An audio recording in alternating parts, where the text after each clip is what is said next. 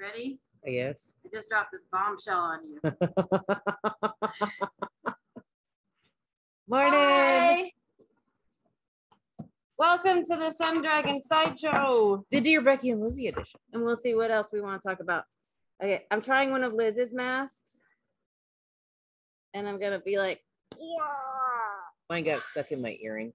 There's just a tiny. That's why I don't wear earrings. I'm trying this like quasi messy bun. It's going to want to slide down my head like all day, and I'll just keep redoing it. It's fine. But since it's supposed to be messy, it can look like ass and be called fashion. It's a slight Edwardian look to it. Yes, but in Edwardian times, they would be like, don't go out of the house looking like this. Well, yes. Because it looks like ass. Yes. But when you call it a messy bun, yeah, then it's okay. The more you know. Hi, I'm Rebecca. I'm the owner of Sun Dragon Art and Fiber in sunny and very, very chilly, and we might get a wintry mix later, Brevard, North Carolina. I'm Liz. I'm the minion there. Today, she's the weather guru. So what is going to happen today? Today is going to be like 48 for a high. So colder than yesterday. Tomorrow is only going to be 38 for a high. Yeah, but I heard something on the drive-in about wintry mix. Was that today or tomorrow? It's this afternoon if we get any. Really like we're going to get rain or some kind of up north. The higher elevations. I love that phrase because that means we're fine. Yeah. Most of the time. Most of the time. Okay, I'm going to do my obsession of, okay, it's just a mess back there. There's not a whole lot falling out. Okay. Chances are everybody forgets Little Transylvania County and all of their, weather stuff. So we'll either get a lot or we'll get nothing. But sometimes, yeah. Sometimes it's not like, well, I don't know. But I feel like sometimes it works to glob us in with everybody else and sometimes it doesn't. So, I know right before we started filming, I said, I have a confession to make. And I forgot to tell you before I turned the camera on. So I'm just going to do it on camera. It was a busy day yesterday. And I'm like, I got everything done. We're good.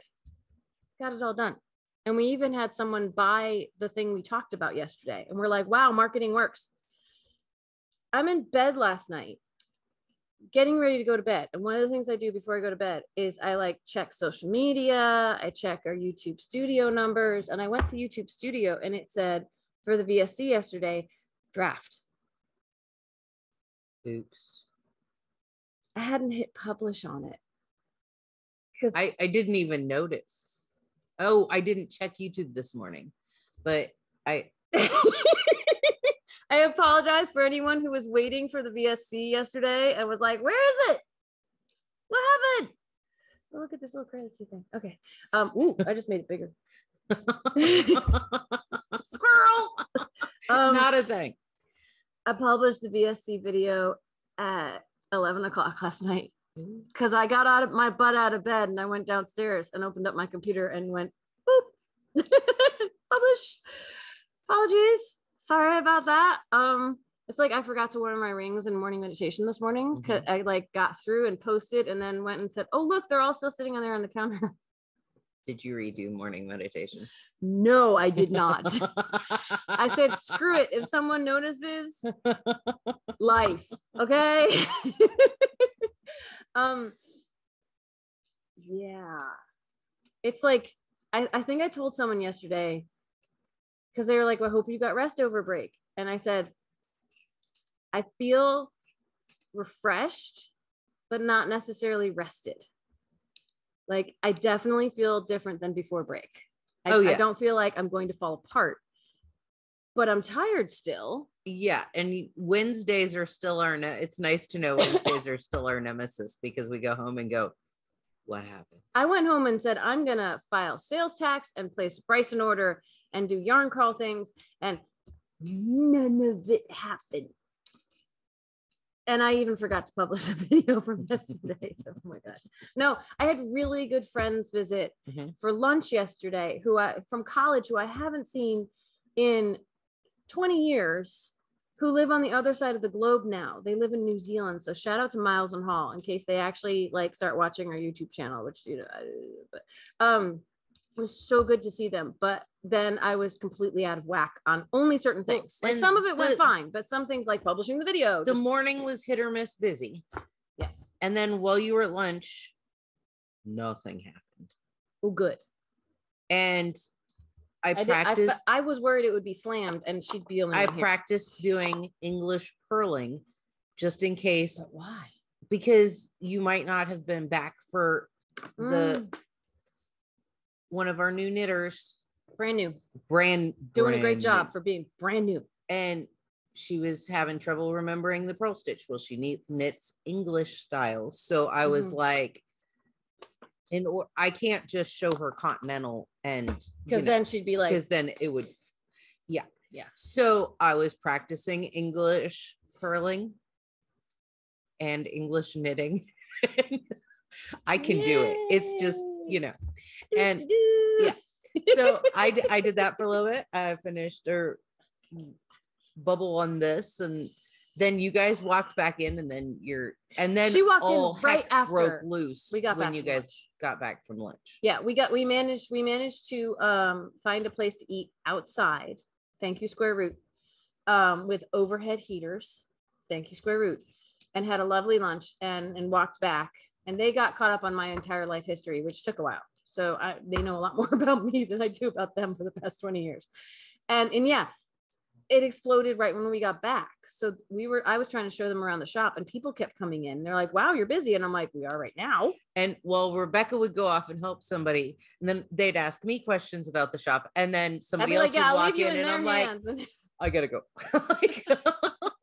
It was really great to see them though, but it threw me off because I was like, when we left yesterday, I was like, I've done everything. I've gotten all the products of the week into the right categories and updated and I've published a video.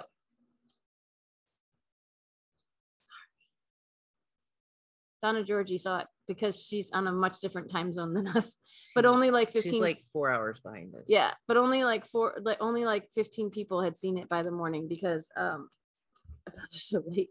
So hopefully people can just spend all day today watching us. There'll be a whole hour and 20 minutes. Yeah, because we got in late today again too, but not as late as yesterday. We still have at least a good half hour we can talk about stuff. So we should probably go to our question. Get to our question. Yes. We do have a question. We do. I have tons of other things I can show and talk about. I have not prepped the question. So while she's doing vamp, that, Rebecca, vamp. Oh, I get to vamp. Yay. While she's doing that, this is my Echo Point so far. Isn't it cute? It's really hard to show off on camera because it's so cute and little, but see, it's the top section and I've just started the stripe section. The first time I'm striping with 2 colors. And here's why it's called Echo Point. Remember, this is our knit along we're doing right now. And by knit along, it's just you go at your own pace and have fun and ask questions. And I'm going to tell you where to ask questions in a second if you're on Facebook at all. But one side has kind of a solid look of what is going to be a triangle shawl, and the other side has more of a broken look, which is kind of cool. So if you know how to knit and purl and you're willing to engage in learning how to do increases, and she uses ones called Make One Right and Make One Left. And I have them in my morning meditations and I have videos about them. And changing colors is just twisting them around, but I have video on that too. You can do the Echo Point with us. I am keeping all my colors in my Cocoa Knits. There they are. Ta-da! My Cocoa Knits Craft Caddy. And I started. See, Donna wasn't aware that there was a Facebook group. I think I mentioned I was trying to start it, and I have posted it on Facebook to try to catch people and say, come on in.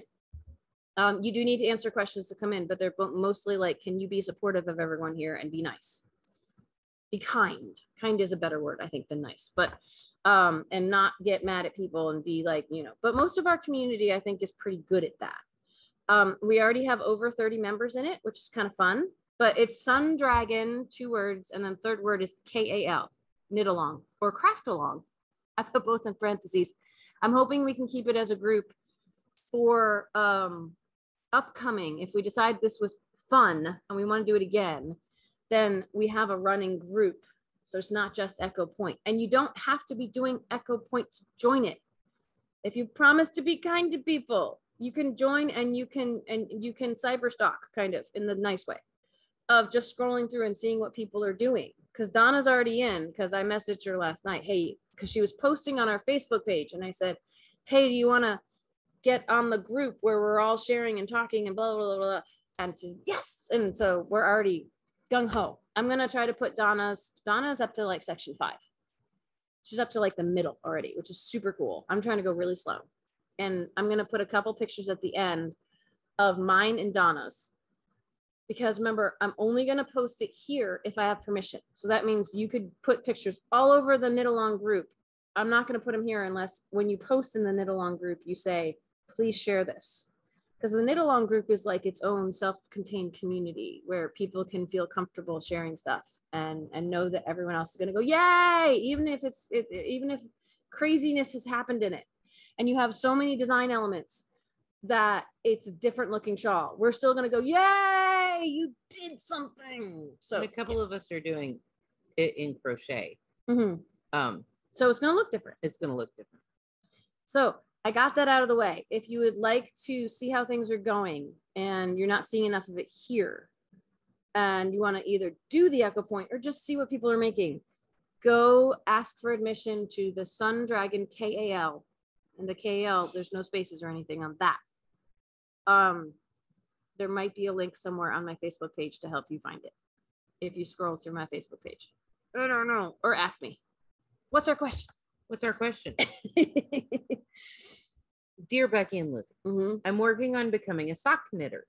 Oh, that's right. I have successfully knitted my first pair of vanilla socks with a slip stitch heel and gusset and Kitchener for the toe on magic loop. What tips do you have for sock knitters? What heels, toes, and other sock options would you recommend that a new sock knitter should try? Signed, Novice sock knitter, not a Savas knitter. Savas socks. I forgot about this, or I would have brought in the socks that I've made. Like other than the one I just took off the wall, the ones that I'm wearing have a different construction. Poop. Let me look at one more thing. So when Liz read me this question yesterday, I said, okay, we're only going to be able to address this to a certain level because neither one of us, I think, I mean, correct me if I'm wrong, would say that we feel like we are like expert sock knitters. We've made a few socks. So we will answer to the best of our ability. I'm sure there's people out there watching right now who are like, no, you should say, because they make a whole lot of socks, but we will do our best. Rebecca's looking for socks. Well, I'm just. What are you gonna say? Oh yeah, I was gonna say something. So before I knit my first pair of socks, I asked every sock knitter, what should I be doing? And every sock knitter had a completely different answer. There are sock knitters who believe you can only do socks on double point needles. There are sock knitters who only do them 2 at a time, who only do them cuff up, toe up, or, you know. Sorry, I like anyway, readjusting. Everybody has their own idea. Some people do a specific heel. Some people do like. I feel like everyone you talk to who is a proficient sock knitter is going to have different answers to these questions. Yeah. Some people are very, very serious about every stripe lining up exactly the same on both socks. Shout out to Amy D. Not a thing. And so like she's gonna keep running around. Yeah, she's gonna keep running around. So my preferred method for doing anything that requires 2 of the same things, sleeves, socks, leg warmers, if you have to make 2 at the same time, don't do them 1 at a time. Well, no. So, okay. What she's trying to say, for a project, if you need 2 things in the end, yes. She's a big fan of doing 2 at a time because you will lose the will to knit at some point, or I do. And I assume everybody else does. So if you do them 2 at a time, you either are going to have 2 finished products or 2 unfinished products at the same spot. Yeah, because there's a thing that's known as second sock syndrome. I suffer from second anything syndrome. This is the product of second sock syndrome. I only have 1 of these. I knit this for the shop and I never finished the second one. Did you ever cast on the second one? Yes. Could I tell you where that is now? No. Okay, so let's go through a few things here. There's what Liz is addressing is ways to make socks. Socks are what I would call small circumference knitting. Like you're knitting in a circle. We were even addressing this with a customer yesterday who was like, oh, these little girls are learning to knit and I think they should make socks. And I was like, maybe not for their first project. Not that I want to dissuade anyone from engaging in knitting. We've had a few knitters who have used socks for their first project. Yes, but they were not small children. No. So, and not to say a small child who is really good with needles could do it. My niece who could handle double points was great because that's what I'm getting to is like the traditional way to knit in a small circle is to use double points. And I don't have any here right now, but they're straight needles with points at both ends, which allow you to work off of either end. And that really is essential for going in a circle. If you use straight needles with knobs on the end, you're going to get stuck. It's hard to explain without showing you, and I don't have anything here good to show you that. But you end up with a little triangle and a fourth needle, like 3 needles and a fourth needle.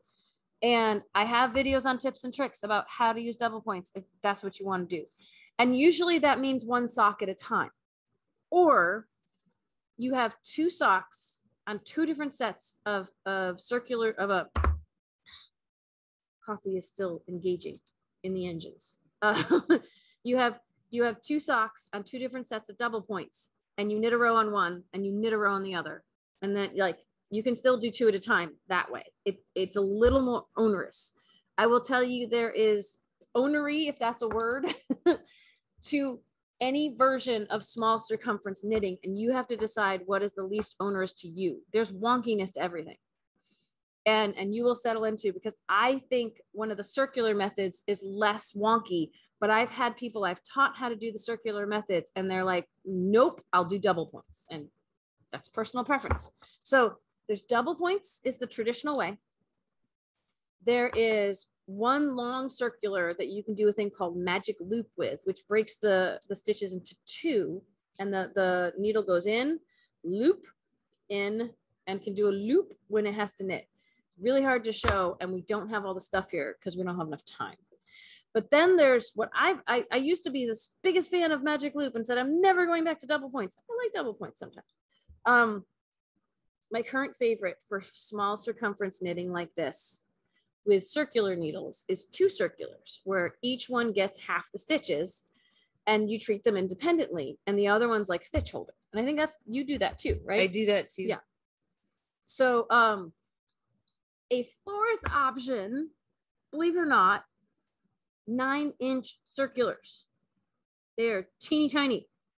If we hit a point where Liz is going off on a tangent, I will go run and grab them and show you, because I'm always the one going off on a tangent. That's why I say that. So I can go get them if you would like. Or that if you would like to. Okay. When you have a good point, you just started a row. So, but that is, you can fit the whole small circumference on 1 needle.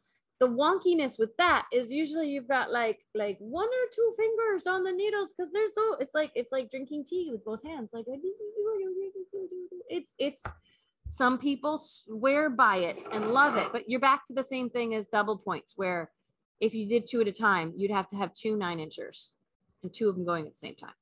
Some people swear by it. I have tried sleeves for a sweater on 12-inch needles, which are small enough, and my hands cramp up a little bit.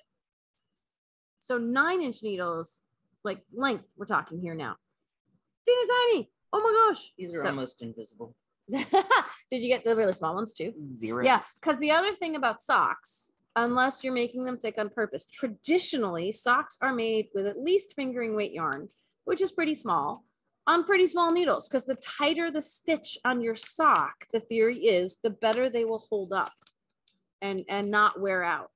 So these are, yeah, you can't even, I have to put them on my face somewhere so you can look, so you can even see them. These are 9-inch ones. Look at that. And so, yeah, I can put 2 fingers, maybe 3. Yeah. These are 9-inch. These are also size 0s. Or size 17. They're not 17-inch, but they're, yeah, those are 17s for her big thing. Yeah, you could make slippers with super bulky. But, you know, socks you're going to wear inside shoes. You need something thinner.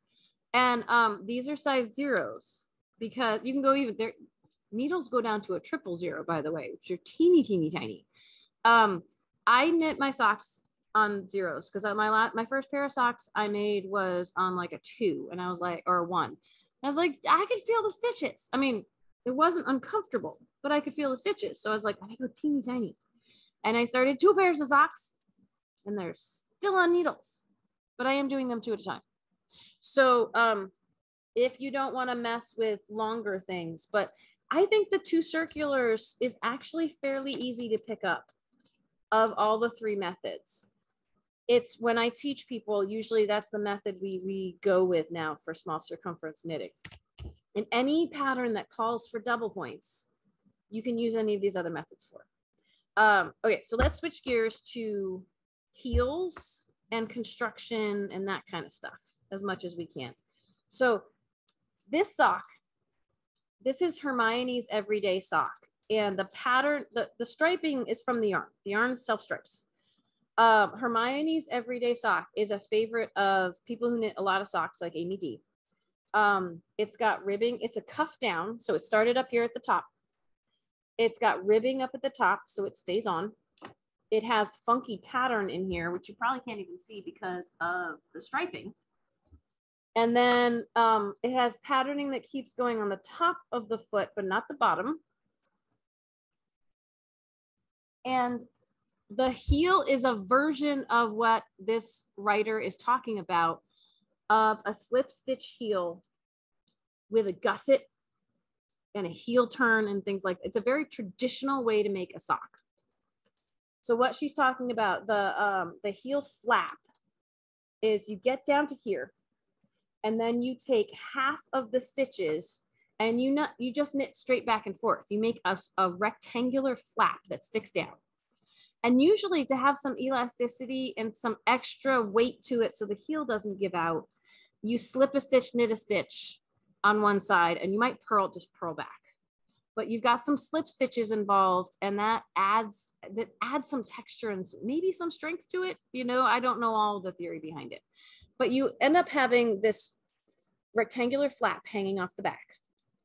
And then you're down here, and you do something called the heel turn, which makes it go in like this, because you go into the center, and that's also a slip stitch part. You go into the center and you start knitting back and forth and picking up some slipping stitches and like closing gaps, so that you end up with a little half moon of stitches right down here that turns that flap and makes it curved. And then you have the curve in the bottom all hanging out in midair, and the whole cuff is up here. And then you pick up stitches on the sides. You can knit across the part that you haven't been messing with this whole time. And you pick up stitches across the sides, the edges, that gets you back into circular knitting again. But you have a bunch more stitches than you need, because the number of stitches here on your foot should match the number of stitches on your cuff. If I haven't made a tips and tricks video about this, I need to make a tips and tricks video about this, where I draw stuff, right? That might be on the docket for next week. But if you notice in here, see, it looks like a little triangle. There's decreases that happen here. So you've picked up stitches on the edge of this rectangle with the little curve at the bottom, and you decrease down, and that goes from the part of your foot that's bigger. It magically kind of fits your foot. Kind of cool. And when you get down to the number of stitches you had up here, you start knitting straight. And then there's all these different ways to do the toe. If I fold this, you can see there's decreases on either side of the toe. Most traditional socks end up with a Kitchener across the front of it. And that's a way to do a sewn bind off so that you don't have seams. And what was your thing about, like, it's named Kitchener? Because it's named Kitchener because Lord Kitchener, who wrote sock patterns for the British Army and Navy, a lot of guys have been involved in knitting in history. It was right around World War I and back, like Crimean War and all those fun wars. He wrote sock patterns. He didn't like seamed toes where you sew, like when you buy store-bought socks and there's a seam across the toe. He hated that. So he wrote a grafting seam which is now the Kitchener stitch. And it's a way to take 2 sets of live stitches hanging out like this and sew them so it looks like another row of knitting. Yeah. It's also used on cowls where you don't want to have a visible seam or a felt seam. You know, it's used in a lot of places, but that's a very traditional sock. So this is not, I forget if the pattern writer said they'd done the vanilla socks, which vanilla for like super basic. This is like one step up from super basic, mostly because it's just got some texture in it. You can also do toe up socks. And there are a couple different types of patterns for those. And I have my favorite pattern is actually not one that's published on Ravelry. It's one that the yarn shop I was working at, how they taught to do 2 at a time socks. They actually have you cast on, I'm gonna show you this in a second, kind of. They have you cast on right here, like half of your toe, but way back where you normally have a seam, a lot of machine made socks have a seam like goes right over like the top of your toes here.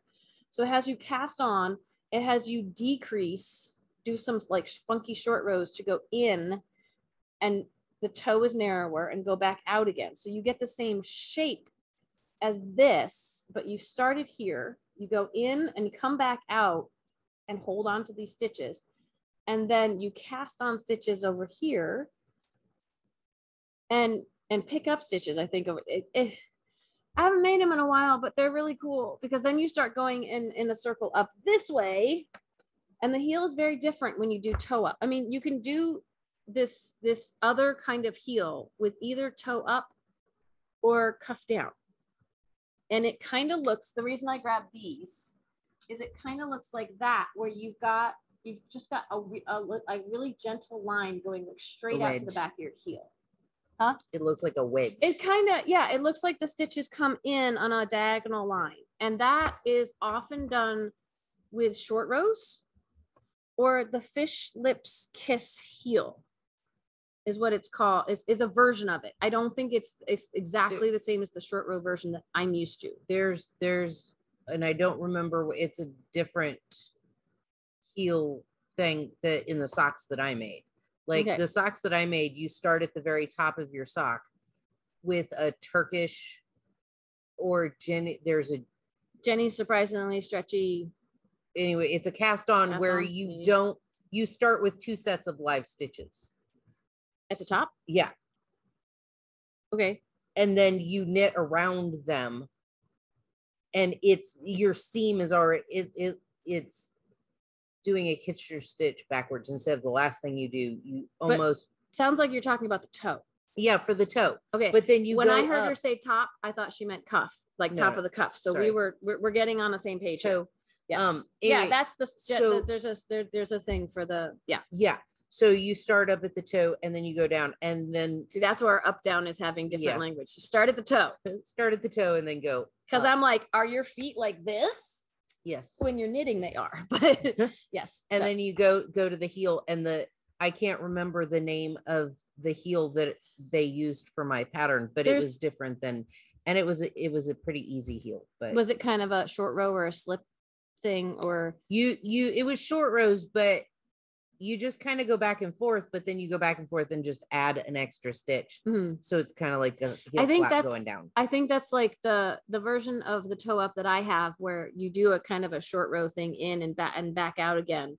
You end up with like you end up with this kind of. Yeah. But then what I like about the version I do is this thing that you do here is exactly what you do with half the stitches on the heel. So once you've learned the toe, you've learned the heel. So it sounds like it's similar to your heel. There is a third type of heel, which I don't really engage in, which some people absolutely love, called an afterthought heel, where you essentially just knit a tube. Like once you do the toe, it's usually done on toe up.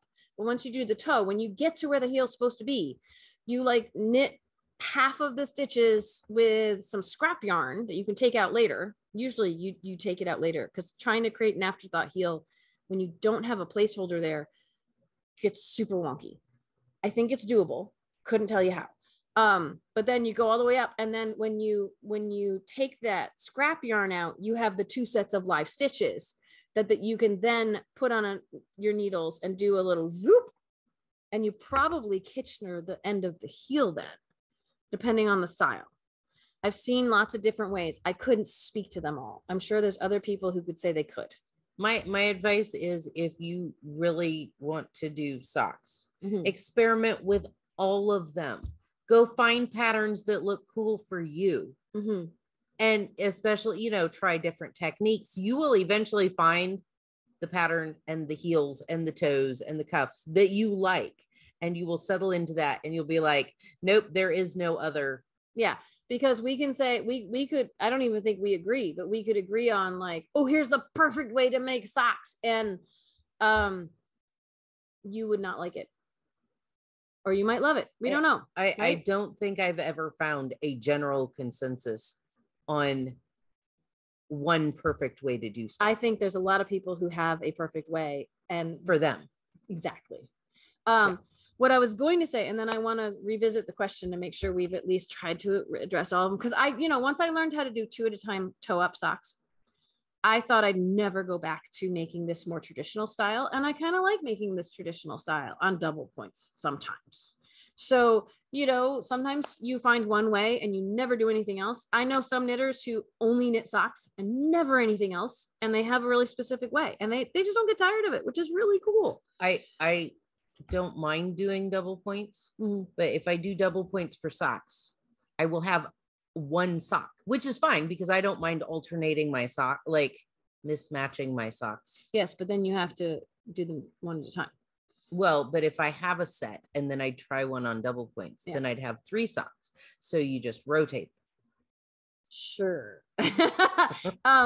No, it's 2 at a time might feel like it takes longer, but it's kind of awesome when they're done. Cause again, 2 at a time, the length comes out the same, the heel turn happens at the same time.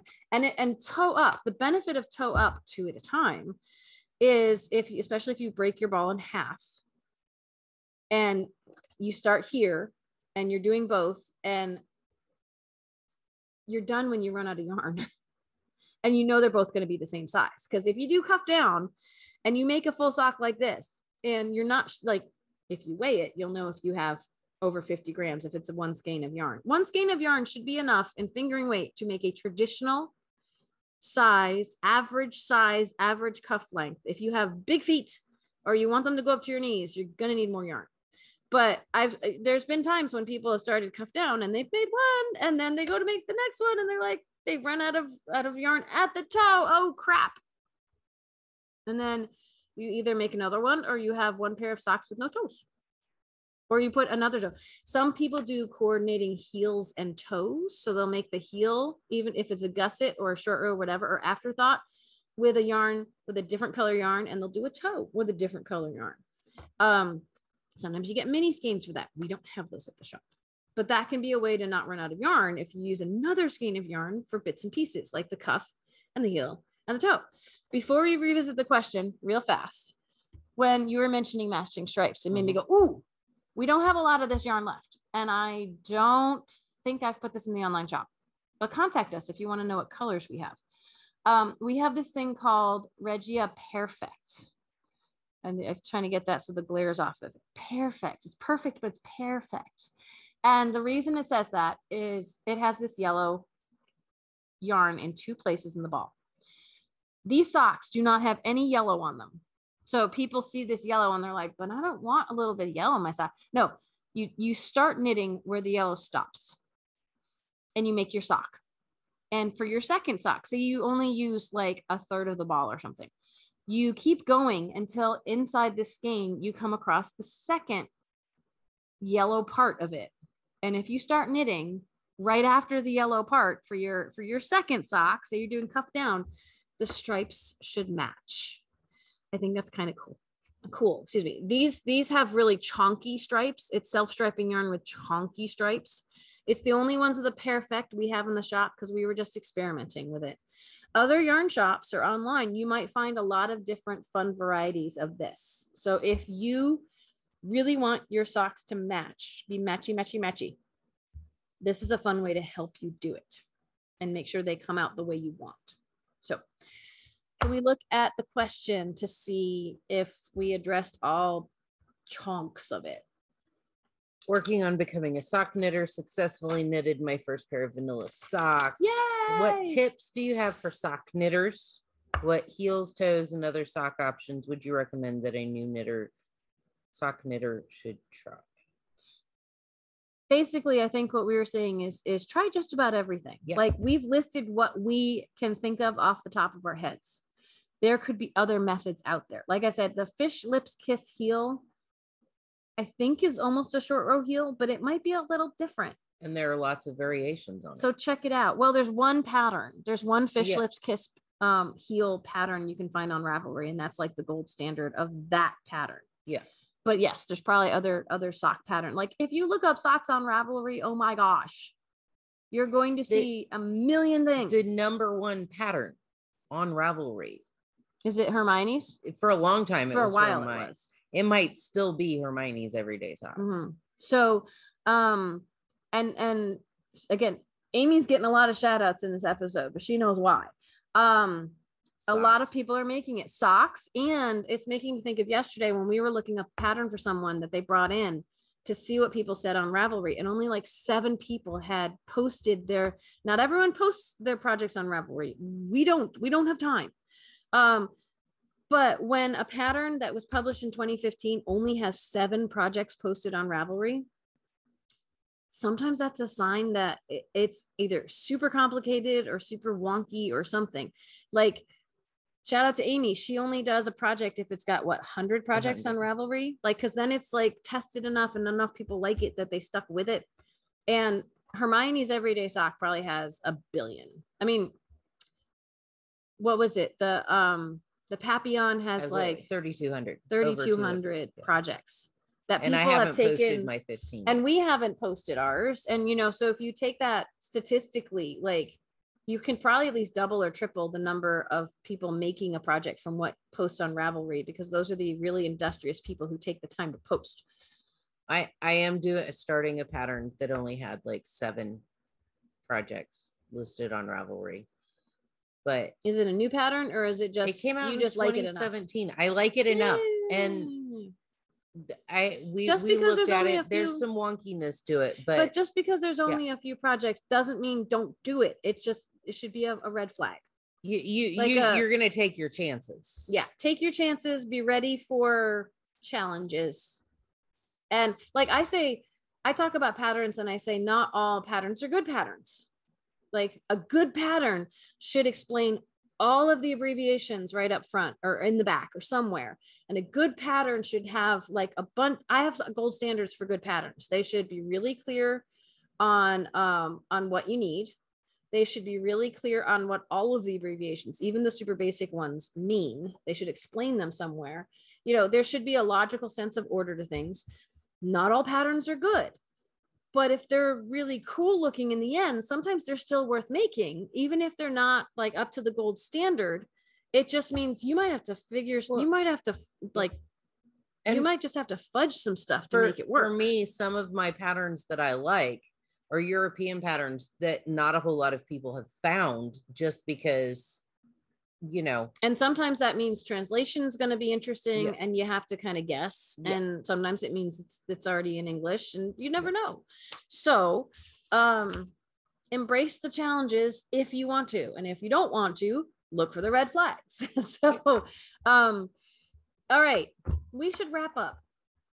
I have other things I could show you, but at least I got my Echo Point in. I'll try to put some Echo Point progress pictures, and if you want them shared on before our credits, send them to me or share them on Facebook or Instagram and say, hey, you can put these on YouTube, and we'll do it. Or say, if you say you can share this anywhere you want, I'll probably put it up on YouTube, you know. So we got the Echo Point knit along. We are done filming for the week, so thank you very much. We'll see you Tuesday, but you can always see us live and as in person as we get on Knit Night tomorrow night. On Zoom. Yes. Shop phone number to get in from 7 to 9 p.m. Eastern Standard Time. 828-877-3550. And what else? Lather, rinse, repeat for next week in terms of all the stuff we do. So if you don't see us Friday on Knit Night, you can see us next Tuesday on Knit Night. It's also 7 to 9 p.m. But we'll go over the schedule next week. Our Sunday dual platform, so Facebook Live and Zoom sit and stitch, is the 16th of January. I'm just going to say it as many times. What? I dream of Jeannie every time you Blink, nod your head. And it kind of, we're going to see how long this lasted. I'll try to report to y'all on Tuesday if I like this hairdo or not. I like parts of it and I don't like parts of it. And, you know, you all know I obsess about my hair. So, you know, why? I really don't know. Is it that important in life? No, it's really not. Oh, I have to say one more thing before we go. This sweater, which I have not blocked yet. I still plan on blocking, but I mean, it looks, especially on camera, it's like, wow, gazing. Here it's a little bit bubbly. Like I'd like it to lay a little flatter, but if I never get around to it, it'll probably be fine. But I'm a diehard blocker, so most of the time I block. It's so incredibly warm. This is the Lily Kate Axis yarn. Here's a couple skeins of it. It is regular merino in terms of like not superwash. Like it's fancy, nice merino, but it's not superwash. And it's 10% Surrey alpaca. I had to take this off several times inside yesterday because I got super overheated. So it is wonderfully warm if you're looking to make a sweater out of it. It's already getting a little fuzzy. If you want something that doesn't pill, you're going to have to get something that is not very nice feeling, because especially soft stuff will pill. But that embrace that as part of the life of your yarn, is that it will get soft and pilly, and even super strong wool will kind of pill and it won't be soft. But you know, so the magic unicorn yarn of I want a yarn that doesn't pill, but it's really soft and it's not expensive. Plastic tubing.